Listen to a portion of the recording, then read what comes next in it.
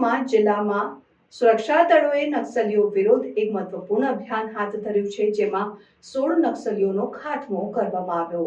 છત્તીસગઢના સુકમા જિલ્લામાં સુરક્ષા દળોએ નક્સલીઓ વિરુદ્ધ એક મહત્વપૂર્ણ અભિયાન હાથ ધર્યું છે, જેમાં 16 નક્સલીઓનો ખાત્મો કરવામાં આવ્યો છે। આ ઓપરેશન દરમિયાન જંગી પાત્રામાં હથિયારો અને વિસ્ફોટકો જપ્ત કરવામાં આવ્યા છે, જેનાથી નક્સલીઓની ગતિવિધિઓને મોટો આંચકો લાગ્યો છે।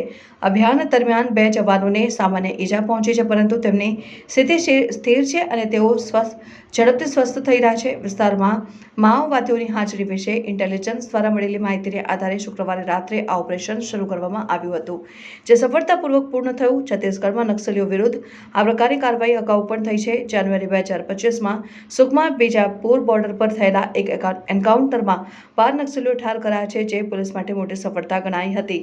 આવી સફળતાઓ છત્તીસગઢમાં નક્સલવાદને નિયંત્રિત કરવા માટે સુરક્ષા દળોની પ્રતિબદ્ધતાને કાર્યક્ષમતા દર્શાવે છે। આ અભિયાનો દ્વારા રાજ્યમાં શાંતિ અને સુરક્ષા સ્થાપિત કરવામાં મદદ મળે છે, જે સ્થાનિક નાગરિકોની સુરક્ષા અને વિકાસ માટે મહત્વપૂર્ણ છે।